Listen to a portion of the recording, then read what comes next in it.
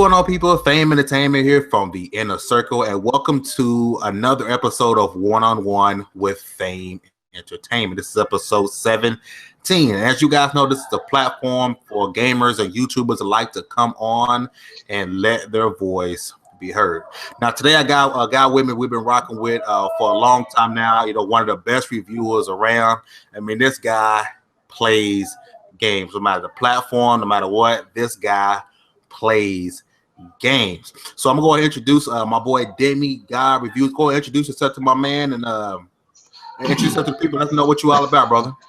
Hey guys, DemiGodReviews here. You know, just a guy who plays games, whether it's Xbox, PlayStation, Nintendo, PC, whatever the case may be. I play games first and foremost. I don't have a console preference. As long as the games are good, as long as that the console gets supported, that's fine by me. Now, me myself, I am a reviewer. I review all kinds of games, no matter what it is. I've been playing a lot of Dark Souls 3 lately, and recently been getting in touch with that Nioh, man. That game is so good. I have a lot coming to the YouTube channel currently. I have reviews. I have a Let's Play I'm working on with Outlast still. You know, we're still conquering the asylum. Now, I've been getting in touch with some opinionated pieces now. So, you know, I'm glad to bring in some brand new oomph to the channel. You hear me? So, Okay.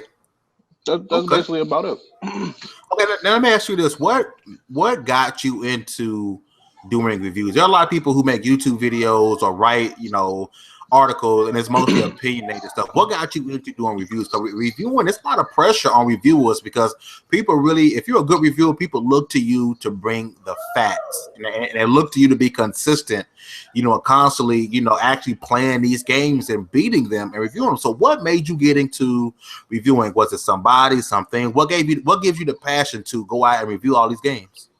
Well, you know, I wanted to review things because I see a lot of bias in the industry, and people don't keep it honest with themselves. If a game is bad, then be honest. But I also feel like some people keep it too honest and bash a game and not look at the goods in the game, just all the negativity. So I was like, why not give my opinion about this game? Because I do be sharing some opinions. I started sharing opinions with friends, and like, this game has this about it, but it also lacks this. So I'm like, if I can just talk about games like this, and I can just talk about the facts. And then that's when I was like, I want to do it way back then when the 360 was like getting started, but I didn't have like any of the actual stuff to get into it. So now that these consoles come with this next gen DVR recording features and everything else, that's when I really just started to get into it. But for the most part, I just wanted to share my opinion about games, like what I like and dislike about them and the things they could improve on. So that's why I really just got into it. Okay, and just to hop off gaming for half a second, when is the next time we're going to get? If anybody don't know, if you don't follow DemiGod on Twitter, this guy does something. I don't want to call it a series, but you like a cipher, and it's like the funniest things going. You know, on my, I literally wake up and I'll be like hoping that you get another one. When next time we gonna get another? I guess I call it a broken cipher. When next time we'll get one of those, man? Those joints are funny. I'll say the next time we get one of those, it's probably gonna be like, I've been thinking about doing another one, so probably in the next week or so, we're gonna get another one of those. That's what's up. Now I want to jump back into one of the games you spoke of earlier. Is how do you pronounce it? Is it Nioh? Nioh. Okay, I haven't had a chance to touch that yet. Now, like I said, it's one of the games, you know, that people have been talking about lately. I believe it's just a demo phase right now, correct? Mm-hmm. Okay, a lot of people are talking about this game because they're saying it's giving you, you know, options in the game that we really don't see much in consoles, if at all. So tell the people, you know, what do you think about those, what those options are, and what do you think about that, and should more games implement this option going forward? One of the most surprising options I've seen Nioh particularly give folks this generation is the option of whether you want a better frame rate and less resolution, to have like the stablest frame rate possible, but you minimize the resolution to have a great resolution but an unstable frame rate. Now, when I first seen this in the options, particularly, it surprised me simply because I never seen a game do this without it being on PC, you know? So this was all something brand new to me. And I was just like, whoa, are we going to start getting more games to implement this? Because Nioh is the first game to actually have this particular game get options implemented like this. It's basically like a PC setting in a console branded type game. And it honestly took me by surprise, only because how they did it. And when I selected that better frame rate option, it never dipped, it never stuttered, lagged, anything like that. You could tell the lower resolution though, because jaggy showing up, and I wasn't offended by that or taken aback like wow, but the fact that actually worked on a console game surprised me well enough. Oh, which one did you prefer to play the game on, the demo? I preferred to play with the stable frame rate. Okay, that sounds like the option I would choose. I mean, I think I've said it for the longest time, frame rate, over resolution today. But to let the people know who know about the game, can you give a quick impressions on the game? What do you think about the game? Basically, a quick impression on what it is and what you think about it. Basically, Nioh is you back in feudal era Japan, slaying bandits, rogues, and demons, and trying to find out who you are personally. Take the essence of Bloodborne and Dark Souls, features from that game, but then crank it up with the speed of Ninja Gaiden and the difficulty like the older Onimusha games, and you have that in one complete package. Nice. And now, is it as difficult? Because it does have RPG elements, correct? Is it an RPG game? It's an RPG mixed with the hack and slash, and mixed with like online based elements and stuff. It is basically a hack and slash RPG. Because I was hearing it's actually pretty difficult. Oh, it's completely difficult. It's way more difficult than Dark Souls and Bloodborne combined. Really? Yes. Ow. I didn't see that coming. I'm having my difficulty with Dark Souls 3, but I'm also shooting through Dark Souls 3. Now I haven't finished Bloodborne, but I was getting pretty far in that. But Nioh, that game makes you regret a lot of the things you do. So yeah, it's one of those where I guess the decision on what you upgraded actually really matters in the end game, or yes, what do you mean by okay? What you upgrade matters. Keeping your weapon actually upgraded and like fully repaired. If you have on too much armor, it'll actually represent how you roll, how you dodge, how fast your stamina bar comes back, and then the weapons you use. If like Nioh has stances in the game, like you have 4 different stances that you can choose from. You have mid stance, high stance, low stance, and I forgot the last stance that you can do. But for particular weapons and stuff, the way you use those weapons and what stance you use them in, the way you attack can do lower or higher amounts of damage. Is this a game anybody can pick up and play? No, sir. So it's for the skilled gamer. If you ain't got the patience, if you're not welcoming the dying and retrying, or if you don't have the skill to learn and get the rhythm down, don't do it. So based off of your impressions of the game, would you recommend this title? I mean, you said it had that great option like a PC setting. You said it has a bunch of different elements. It has the difficulty. Would you recommend somebody to buy this game? Is it one of those, or should if someone try it first before they go out and buy it? I recommend everybody to try the demo first before you even get hands on. Because it's not for everybody. It is not for everybody. And they definitely make sure to let you know it's not for everybody. Now, this game is, I know it's PS4. Is it PC as well, or is this an exclusive? This is a PS4 exclusive, I believe. Oh, nice. Okay. So I want to push forward here, and I want to talk about the Nintendo. As we know, the grand mecca, the grand stage of gaming is in June for E3. And once again, it seems as if Nintendo does not have their finger on the pulse of the gaming community. It seems as if every year they don't seem to know what people want or what to do and when to do it. So it's come out that we may not get any NX announcements at E3. And they're all going to have one game at their booth. Demi, what the hell is Nintendo doing, man? What are your thoughts on the shenanigans that have been pulled over at Nintendo? Are they even trying anymore? I feel like they don't know what they want to do particularly. Because if you're going to announce a console, you have to make sure if you're announcing this particular console that we see some type of viewing of it at E3. When we seen the Xbox One and the PlayStation 4 get announced, they made sure that we seen how it looks, specs, coverage.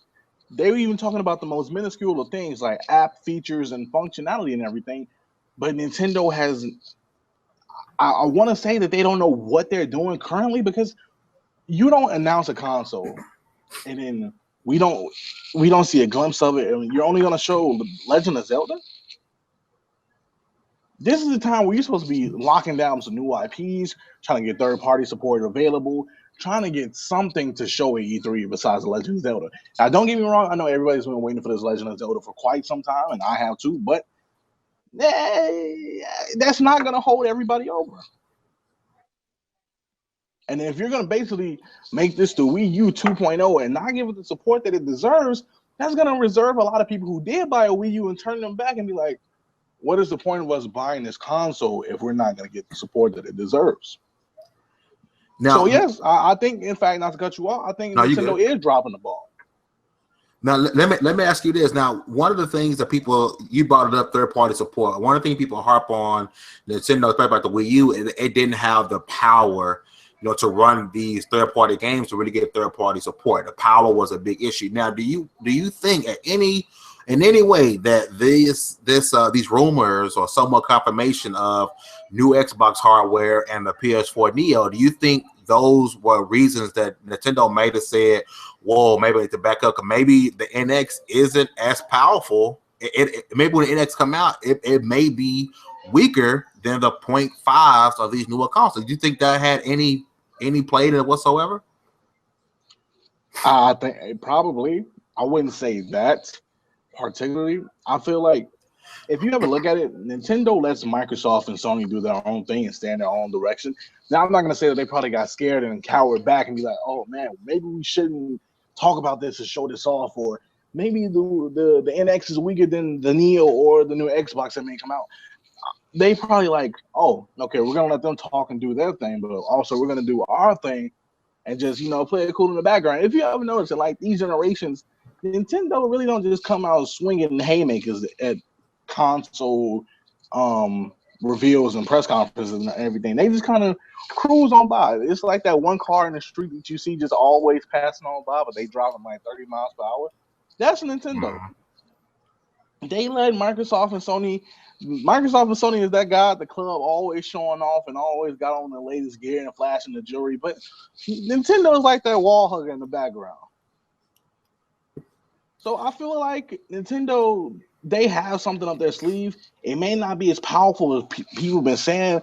I've been hearing rumors about 4K support and all this other stuff. I don't think it's that powerful now, but I feel like it's gonna be some good hardware into it. It's gonna have some 1080p 60 support. I hope. I feel like that's gonna be there. Now, if it fails, and if it does not get the third-party support, which it desperately needs to survive, there's no doubt about that, is this pretty much it for Nintendo and their console? Do you think do you think this is it, and that they're going straight out handheld after this? If they fail on back-to-back consoles like this? Nah, I wouldn't say that.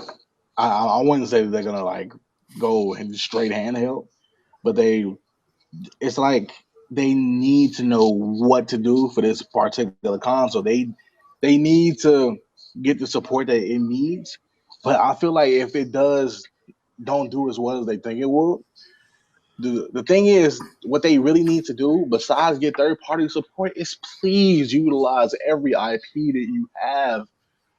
Please get some new IPs. We can do without Mario and Zelda all the time, It's like Mario and Zelda are the Superman and Batman of the Nintendo universe. We can do without that. They can do what they want to do and use Kirby or Captain Falcon, or hell, even we got the new Star Fox, and that was surprising. Yeah. It's a lot that Nintendo can particularly do with their IPs and what they can utilize, but they choose to not do it.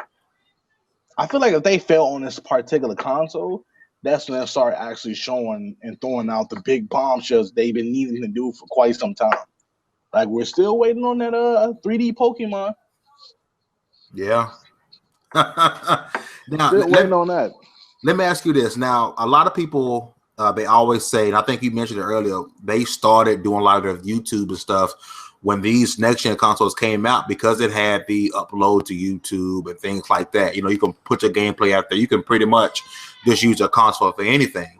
Now, we all know Nintendo has a track record of not letting people do that with their gaming, with their games and their console. Do you think they need to turn that around? Because YouTube is big as far as getting product out there to get people to buy your stuff.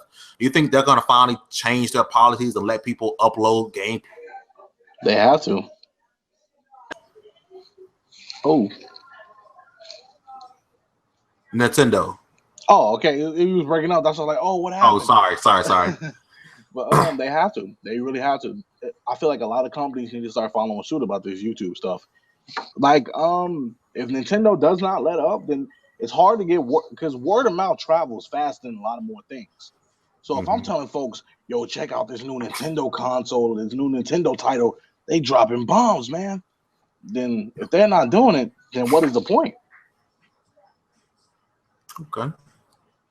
It's kind of like when Namco started hitting people on their channel about Tales of Berseria and other Tales gameplay. If you want us to talk about your game, right? Then how can we do so if you're trying to knock off our YouTube stuff? Yeah, that's 100% true, man. It seems like you're better off letting YouTubers talk about your game than, you know, trying to put out the few commercials you put out. YouTube is huge, man. If you get some, you know, I don't want to say just big time YouTubers, but like you said, word of mouth, even from smaller channels, you know, they still have an audience to make people go out and say, you know what, maybe I do want that in there. So I just think, I don't know, man. I know you said probably the last one. I just got a feeling this is the last one. Do you think? So you think there's one more after the NX? If that one fails, is that it? How much longer can Nintendo be stupid? How much longer? I mean, they're still learning. You know, they still have this family-friendly thing going on, which honestly they need to. I don't want to say let go of, but they kind of need to dwindle down on that. We get that you guys play the family-friendly role, and everybody loves Nintendo. It's cool with all the parents and stuff, but you can take away from that image. It's okay to go a little dark, get a little adult. You want to see a Mario game running on Unreal 4 engine? I mean, don't get me wrong on that. That would be dope. But I mean, something like they finally started stepping it up with Bayonetta and No More Heroes and Mad World and stuff like that. Now, I'm not saying get your touristly violent or anything, but it's okay to be different. It's okay to be like, all right, we're gonna have a little more mature games on there. Because once I started seeing stuff like Silent Hill touch on the Wii, I was like, wow, okay, Nintendo is trying. But I feel like once they made the jump from Wii to Wii U, they just did not know what they wanted to do. And I really hope they figure it out, man. But hey, this has been one heck of a show. Demi, it was great having you on. Before we get up out of here, man, is there anything you want to tell the people, you know, about yourself, about your channel, about your articles, anything you want to put out there before we boogie? Yes, I got the Dark Souls 3 and Ratchet & Clank review going up as soon as possible. Stay tuned for that. Outlast episode 2 of Whistleblower will be up by next week. I've been lacking. I've been trying to get a lot of things done, folks, and I apologize in advance. Another thing is, come May, around the time of May, before Uncharted releases, I will be doing a special Let's Play of Uncharted, the Nathan Drake collection, just to catch up. It'll be on the channel. It'll be a fun time, and I know we're gonna love it. And I have so many reviews for you guys coming that I'm getting like drowned in games. So just be on the lookout for those. And as always, I'm always glad to be here with Fame, man. He always sweet talk me into doing something. my dog. But thank y'all for watching, man. I will have all the DemiGodReviews information down below, his YouTube channel and also his Twitter, man, because that cipher better drop soon, because that's what I'm waiting on, man. If you guys go back and I'm pretty sure at some point he'll have Marlon Road for you guys, man. Definitely check out those. You have a title for those? Oh man, I was just it's just some random ciphers I'll be doing, man. Man, you got it. That's a series, man. That is a hit. If anybody ever told you it was a hit, it was a hit, man. Keep those coming. But like I said, all this information will be down below in the description. I want to thank Demigod once again for coming out, and we're going to boogie, man. You guys have a great one. Make sure you guys join our Facebook group, Hard Knock Gamers on Facebook, and make sure you get all your news from the new TickGN.com. This is Fame Entertainment from the Inner Circle. You guys have a great one, and we out.